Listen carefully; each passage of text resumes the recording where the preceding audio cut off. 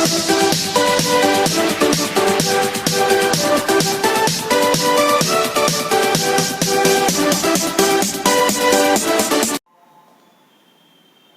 વિદ્યાર્થીઓ, હું છું ભંડેરી સર અને આજે આપણે ભણીશું ચેપ્ટર નંબર 8 ત્રિકોણમિતિનો પરિચય. અગાઉ 9મા ધોરણની અંદર તમે ત્રિકોણનું ચેપ્ટર ઉપરાંત 10મા ધોરણની અંદર પણ છઠ્ઠું ચેપ્ટર ત્રિકોણ વિશે ભણ્યું. હવે આપણે આ 10મા ધોરણની અંદર 8મું ચેપ્ટર જે ત્રિકોણમિતિ, આ ત્રિકોણમિતિ તમારા માટે નવું છે, પરંતુ ખાસ કરીને આ ત્રિકોણમિતિ છે તમે આગળ 11 અને 12 સાયન્સની અંદર જે વિદ્યાર્થીઓને કારકિર્દી બનાવવાની છે એને એ ગ્રુપની અંદર મેથ્સની અંદર આ ત્રિકોણમિતિ ખૂબ જ ઉપયોગી થશે. એટલે એ વિદ્યાર્થી જેને કારકિર્દી 11, 12 સાયન્સમાં બનાવવાની છે એ વિદ્યાર્થી જો અત્યારે આ પાયાની માહિતી ત્રિકોણમિતિનો અભ્યાસ બરાબર કરે તો 11મા અને 12મા ધોરણની અંદર ગણિતની અંદર ત્રિકોણમિતિમાં એને કોઈ પણ પ્રકારની મુશ્કેલી પડે નહીં. હવે તમને પ્રશ્ન એ થાય કે આ ત્રિકોણમિતિ છે એનો ઉપયોગ ક્યાં થતો હશે? તો ખાસ કરીને તમે જોયું હશે કે કોઈ પ્લેન છે એ જમીનથી આટલી ઊંચાઈ ઉડે છે કે માઉન્ટ એવરેસ્ટની ઊંચાઈ આટલી છે, તો ત્યાં તમને પ્રશ્ન થતો હશે કે આની ઊંચાઈ કેવી રીતે માપવામાં આવતી હશે? બિલ્ડિંગની ઊંચાઈ આપણે માપવી હોય તો મીટર પટ્ટીની મદદથી માપી શકાય, પણ પ્લેનની ઊંચાઈ આપણે જમીનથી કેટલી ઊંચાઈ ઉડે છે કે આ ટોચની કે પર્વતની ટોચની ઊંચાઈ આટલી છે તો એ મીટર પટ્ટી વડે કેવી રીતે માપી શકાતી હશે? તો આ બધા માટે ત્રિકોણમિતિનો ઉપયોગ કરી અને એની ઊંચાઈ માપી શકાય. કે કોઈ પણ બિલ્ડિંગ છે તો બિલ્ડિંગની ઊંચાઈ આપણે મીટર પટ્ટી દ્વારા માપી શકાય, પણ માનો કે બિલ્ડિંગથી દૂર રહીને બિલ્ડિંગને સ્પર્શ કર્યા વગર દૂરથી બિલ્ડિંગની ઊંચાઈ કેટલી છે આપણે સ્પષ્ટ ચોક્કસ માપી હોય તો એના માટે આ ત્રિકોણમિતિની મદદથી એ બિલ્ડિંગની ઊંચાઈ માપી શકાય. કોઈ પણ વૃક્ષની ઊંચાઈ, પર્વતની ટોચની ઊંચાઈ, વૃક્ષની ઊંચાઈ, થાંભલાની ઊંચાઈ કે કોઈ પણ સ્થળ જમીનથી કેટલી ઊંચાઈ આવેલું છે એ બધાની ઊંચાઈ માપવા માટે આ ત્રિકોણમિતિ ખૂબ જ ઉપયોગી થશે. એટલે મોટા ભાગના ક્ષેત્રો એવા છે કે જ્યાં એક યા બીજી રીતે ત્રિકોણમિતિનો ઉપયોગ થતો, અને આ ત્રિકોણમિતિની અંદર માત્ર અને માત્ર કાટકોણ ત્રિકોણનો જ ઉપયોગ કરવાનો છે. અને કાટકોણ ત્રિકોણથી તમે પરિચિત છો. માનો કે આ કાટકોણ ત્રિકોણ ABC એની અંદર બી કાટકોણ છે. કાટકોણ ત્રિકોણ એટલે ત્રિકોણની અંદર 3 ખૂણામાંથી કોઈ પણ એક ખૂણાનું માપ 90 હોય, કોઈ પણ એક ખૂણો કાટકોણ હોય તેને આપણે કાટકોણ ત્રિકોણ કહીએ છીએ. અને એ પણ આપણે જાણીએ છીએ કે કાટકોણ ત્રિકોણ છે એમાં કાટખૂણાની સામેની બાજુ જ્યારે કાપે, હવે આ બી ખૂણો જે 90 છે તો આ ખૂણો A અને ખૂણો C આ બંને લઘુકોણ થાય.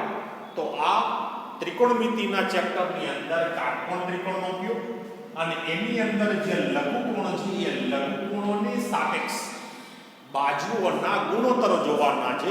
અને આ લઘુકોણોના સાપેક્ષ બાજુઓનો જે ગુણોત્તર છે કે જેને આપણે ત્રિકોણમિતિય ગુણોત્તર કહેવાય. અત્યારે આપણે 10મા ધોરણની અંદર માત્ર કાટકોણ ત્રિકોણ અને માત્ર લઘુકોણને આધારે કોઈ પણ ત્રિકોણમિતિય ગુણોત્તરનું મૂલ્ય પૂછવાનું થશે ત્યારે 0 થી 90 ની વચ્ચેનું, એટલે કે ખાસ કરીને કાટખૂણા સિવાયના બે ખૂણાઓ છે લઘુકોણ, એ ખૂણાઓને આધારે જ આપણે બાજુઓનો ગુણોત્તર લેવાનો છે. તો આ ત્રિકોણની અંદર કાટકોણ ત્રિકોણની અંદર આ કાટખૂણાની સામેની બાજુ કર્ણ છે, ઉપરાંત આ ખૂણો C છે તો ખૂણા C એની સામેની બાજુ એની ગણાય, પાસેની આ બે બાજુ છે, પાસેની બાજુ AC પણ ગણાય અને BC પણ ગણાય.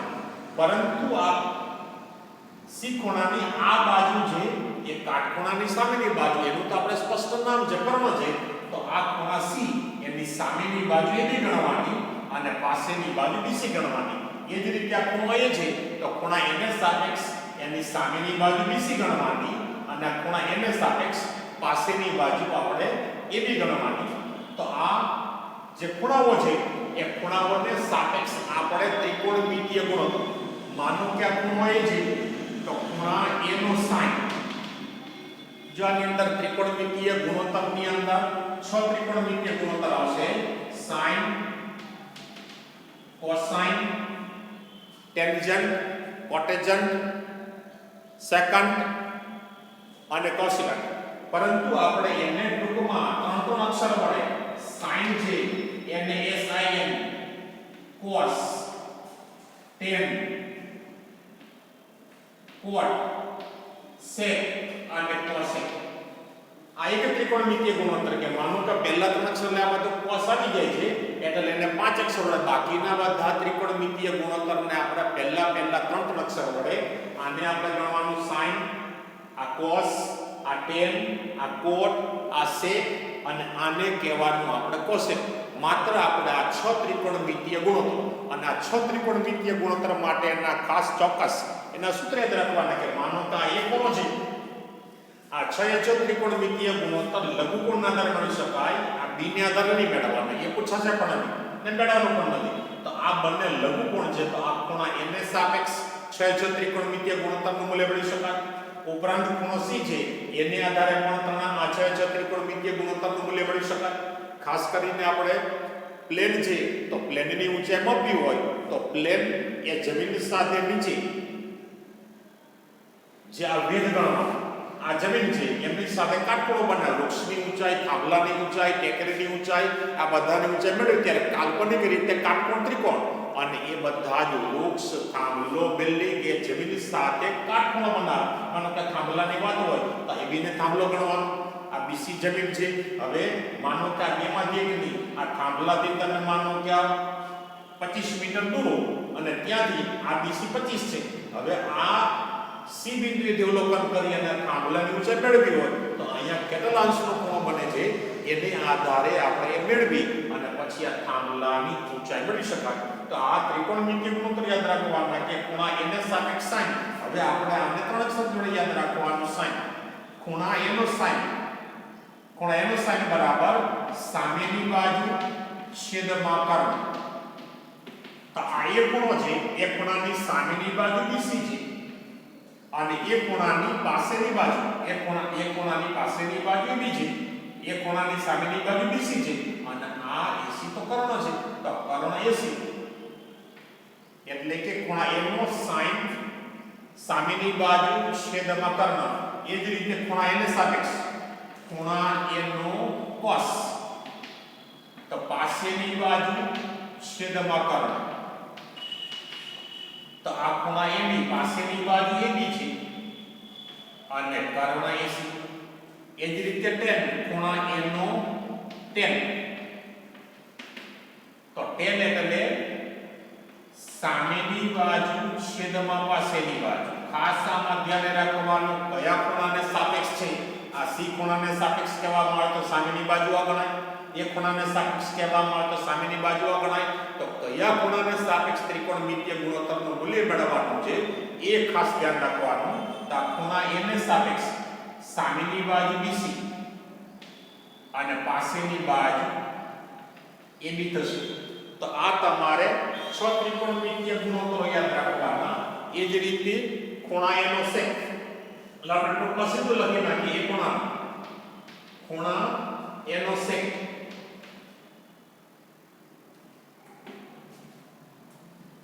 ઉપરાંત ખૂણા એનો sin cos અને tan લીધા હવે ખૂણા એનો cos ખૂણા એનો cosec અને ખૂણા એનો cot તો ખાસ કરીને આ ત્રણ યાદ રાખો sin અને cos એકબીજાના વ્યસ્ત જો આ રીતે યાદ રાખશો તો તમારે અડધું યાદ રાખવાનું થશે અડધું ઓટોમેટિક સામાન્ય સમજના આધારે યાદ રહેશે sin અને cos એકબીજાના વ્યસ્ત તો sin એટલે સામેની બાજુ છેદમાં કર્ણ છે તો અહીંયા કર્ણ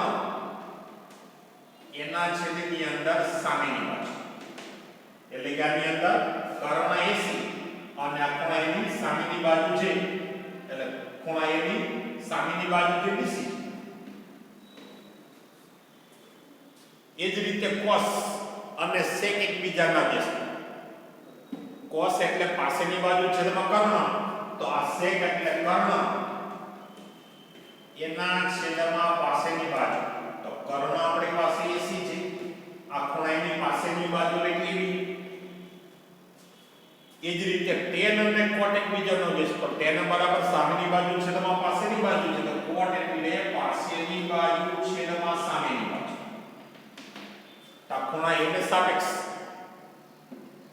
સામેની બાજુ BC છે, તો અહીંયા સામેની બાજુ છેદમાં એટલે છેદમાં BC આવશે, એટલે કે અહીંયા જે સામેની બાજુ અને પાસેની બાજુ BC ના છેદમાં AB તેનો કેસ કરવાનો, એટલે કે AB ના છેદમાં BC થશે. ખાસ ધ્યાન રાખવાનું, sin અને cosec એકબીજાના વ્યસ્ત, cos અને sec એકબીજાના વ્યસ્ત, tan અને cot એકબીજાના વ્યસ્ત, એટલે આ ત્રણ યાદ રાખો. અને આ ત્રણના વ્યસ્ત ત્રણ કયા છે તો એ યાદ હોય તો તમને આ ત્રણ યાદ રાખવાથી બાકીના ત્રણ તમને એમને યાદ રહી જશે. તો સ્વાધ્યાય 8.1 ની અંદર આપણે આ 6 સૂત્રનો ઉપયોગ કરી અને આપણે દાખલા જોવાના છે. ખાસ કરીને તમારા સૂત્ર 6 યાદ રાખો, એટલે sin એટલે સામેની બાજુ છેદમાં કરવાનો. આ યાદ નહીં રાખવાનું કે BC ના છેદમાં AC, કારણ કે આ sin છે, માનો કે ત્રિકોણનું નામ અથવા તો ત્રિકોણનું નામ માનવા જો ABC જ હોય, પણ માનો કે આ ખૂણા C ને સાપેક્ષ તમને sin C પૂછાય તો sin એટલે સામેની બાજુ છેદમાં કરવાનો થાય, પણ આ BC ના છેદમાં AC નહીં થાય, કારણ કે આ ખૂણાને સાપેક્ષ સામેની બાજુ બી થશે, એટલે AB ના છેદમાં AC. એટલે આ તમારે યાદ રાખવાનું કે sin એટલે BC ના છેદમાં AC, પણ આ યાદ રાખવાનું sin એટલે સામેની બાજુ છેદમાં કર્ણ. કયો ખૂણો આપેલો છે અને એ ખૂણાને સાપેક્ષ પાસેની બાજુ કઈ છે અને સામેની બાજુ કઈ છે એ તમારે જોવાનું ને એકદમ સરળ છે. બીજું એક કામ કે આની અંદર માત્ર કાટકોણ ત્રિકોણનો જ ઉપયોગ કરવાનો છે, એટલે ત્રિકોણમિતિના કોઈ પણ દાખલા હોય, ત્રિકોણ આપેલો હોય તેની અંદર અમુક બાજુના માનો કે બે બાજુના માપ આપેલા હોય તો પાયથાગોરસના સૂત્ર દ્વારા પહેલા તમારે ત્રીજી બાજુનું માપ મેળવી લેવાનું. એ કેવી રીતે મેળવવું તમે અગાઉ ભણી ગયા છો, છતાં પણ ભૂલાઈ ગયું તો આ ચેપ્ટરમાં આપણે એ જોઈશું.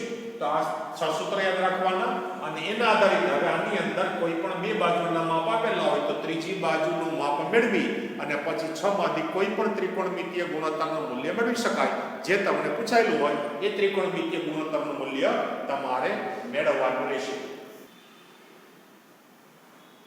હવે આપણે આ સૂત્ર આધારિત દાખલા જોઈએ. સ્વાધ્યાય 8.1 ની અંદર દાખલા નંબર 1 છે, જે હમણાં આપણે સૂત્ર જે એનો ઉપયોગ કરીએ. રકમ આપણે જે કે ત્રિકોણ BC માં B કાટખૂણો છે. આકૃતિ દોરો એટલે ખાસ ધ્યાન રાખજો, આમાં કયો કાટખૂણો છે, આમાં B કાટખૂણો આપેલો છે, એટલે ABC ત્રિકોણ છે. ABC ત્રિકોણની અંદર ક્યારેક તમને C પણ કાટખૂણો આપે તો અહીંયા તમારે C નામ લખવાનું. આ એક બાબત આમાં ખાસ ધ્યાન રાખજો. B કાટખૂણો છે, AB બરાબર 24 સેન્ટીમીટર અને BC બરાબર 7 સેન્ટીમીટર છે. તો આ ત્રિકોણ એક ખૂણાને સાપેક્ષ આ બે ત્રિકોણમિતીય ગુણોત્તર અને આ C ખૂણો છે એને સાપેક્ષ બે ત્રિકોણમિતીય ગુણોત્તર મેળવવાના છે. ખાસ કરીને કયા ખૂણાને આધારે મેળવવાના છે ધ્યાન રાખવાનું. પહેલું કામ આપણું બે બાજુના માપ આપેલા છે તો પાયથાગોરસના સૂત્ર દ્વારા પહેલું કામ કરવાનું, ત્રીજી બાજુનું આપણે માપ મેળવી લેવાનું. તો કાટકોણ ત્રિકોણ BC છે, B કાટખૂણો છે, તો પાયથાગોરસનું સૂત્ર એટલે કે આ ખૂણા B ની સામે ની બાજુ જેને કર્ણ કહેવાય તો કર્ણનો વર્ગ એના બરાબર બાકીની બે બાજુના વર્ગનો સરવાળો, જે તમને ખ્યાલ છે. એટલે કે AC નો વર્ગ એના બરાબર બાકીની બે બાજુ AB અને BC આ બંનેના વર્ગનો સરવાળો, એટલે કે કાટકોણ ત્રિકોણ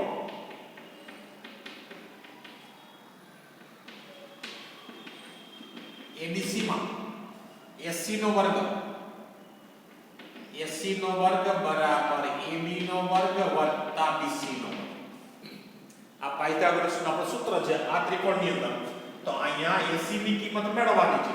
AB એટલે કે 24 નો વર્ગ, BC બરાબર 7 આપેલા છે એનો વર્ગ, તો 24 નો વર્ગ એટલે કે 576 થાય અને 7 નો વર્ગ એટલે 50, જે તમને ખ્યાલ છે. તો આ બંનેનો સરવાળો કરીએ એટલે એનો સરવાળો 625 થશે. એટલે કે આ AC ના વર્ગની કિંમત 625 થઈ. તો આ વર્ગ દૂર કરીએ એટલે AC બરાબર આપણને AC બરાબર આનો વર્ગમૂળ લઈએ એટલે 625 નું વર્ગમૂળ 25 થાય. એટલે AC ની કિંમત આપણને 25 મળે. તો આપણી ત્રણેય બાજુનું માપ મળી. હવે ખાસ કરીને આપણે કયા ખૂણાને આધારે, પહેલા આપણે આ એક ખૂણાને આધારે બે ત્રિકોણમિતીય ગુણોત્તરની કિંમત મેળવવાની છે. તો sin એટલે સામેની બાજુ એના છેદમાં કર્ણ. તો આ ખૂણા એ છે એની સાપેક્ષ આ સામેની બાજુ ગણવાની, આ પાછળની બાજુ ગણવાની. આ ખૂણો C હોય તેની સામેની બાજુ આ ગણવાની, પાછળની બાજુ ગણવાની. કર્ણ તો બંનેમાં સરખો રહેશે. તો અત્યારે આ ખૂણાને સાપેક્ષ સામેની બાજુ એટલે કે 7 એના છેદમાં કર્ણ, તો કર્ણનું માપ છે 25 એટલે કે sin એટલે સામેની બાજુ છેદમાં કર્ણ, તો સામેની બાજુનું માપ 7 છે, કર્ણનું માપ 25 છે. એટલે આ ત્રિકોણની અંદર આમાં આ sin એનું મૂલ્ય થશે 7 ના છેદમાં 25. એ જ રીતે આપણે એ ખૂણાને સાપેક્ષ અને cos મેળવવાનો, તો cos એટલે પાસેની બાજુ એના છેદમાં કર્ણ. એ ખૂણાને સાપેક્ષ પાસેની બાજુ આ છે, તો પાસેની બાજુનું માપ 24 છેદમાં કર્ણ, તો કર્ણ છે 25. એકદમ સરળ છે. તો આ એ ખૂણાને સાપેક્ષ આ બે ત્રિકોણમિતિય ગુણોત્તર. એ જ રીતે હવે આ સી ખૂણાને સાપેક્ષ જો આમાં એક ખૂણો હતો ત્યારે સામેની બાજુ BC હતી 7 અને પાસેની બાજુ એની હતી 24. હવે અત્યારે આપણે આ સી ખૂણાને સાપેક્ષ લેવાનું છે. સી ખૂણામાં છે તો આ સી ખૂણાને સાપેક્ષ સામેની બાજુ એની 24 ગણવાની અને પાસેની બાજુ BC 7 ગણવાની. એટલે આમાં સામેની બાજુ 7 થશે, આ સી ને આધારે સામેની બાજુ 24 થશે. આ ખાસ ધ્યાન રાખજો. હવે આપણે ખૂણા સી ને આધારે એટલે કે sin c, આમાં સૂત્ર એવું છે sin એટલે સામેની બાજુ એના છેદમાં કર્ણ. તો હવે આ સી ખૂણાને સાપેક્ષ સામેની બાજુ 24 છે, સામેની બાજુ છેદમાં કર્ણ એટલે કે 24 ના છેદમાં 25 થશે. 24 ના છેદમાં 25 ઉપરાંત આમાં હજી cos c મેળવવાનું છે. cos c તો સૂત્ર એવું છે આમાં cos લ્યો કે આમાં cos a લ્યો કે cos c લેવામાં પાસેની બાજુ છેદમાં કર્ણ થાય, પણ ખૂણો કયો છે એને સાપેક્ષ સામેની બાજુ પાસેની બાજુ બદલાઈ જશે. આ એક બાબત તમારે ધ્યાન રાખવાની. cos એટલે પાસેની બાજુ એના છેદમાં કર્ણ. તો હવે આ cos c છે એને આધારે પાસેની બાજુ 7 છે, સામેની બાજુ આપણે જોઈએ 24 sin ને આધારે ભાગ્યા કર્ણ. તો આની અંદર આપણે cos c છે એટલે પાસેની બાજુ છેદમાં કર્ણ, તો આ c ને સાપેક્ષ પાસેની બાજુ BC એનું માપ 7 છે અને છેદમાં કર્ણ એનું માપ 25 છે. કર્ણ એટલે 80. તો આ માત્ર પાયથાગોરસના સૂત્ર દ્વારા બે બાજુના માપ આપેલ તો ત્રીજી બાજુનું માપ મેળવવાનું, ત્યારબાદ કયા ત્રિકોણમિતિય ગુણોત્તરનું મૂલ્ય મેળવવાનું, જેને કયા ખૂણાને સાપેક્ષ છે. માત્ર આટલું ધ્યાન રાખો એટલે આ ચેપ્ટર 8.1 ની અંદર સ્વાધ્યાયના બધા જ દાખલા આ સૂત્રો આધારિત દાખલા છે, એકદમ સહેલા છે, તમને બધા જ આવડી જશે. એટલે આ 6 સૂત્ર તમારા ત્રિકોણમિતિય ગુણોત્તરમાં યાદ રાખવાના, કયા ખૂણાને આધારે છે, એટલે તમને એકદમ બધું આવડી જશે ને એકદમ સરળ છે.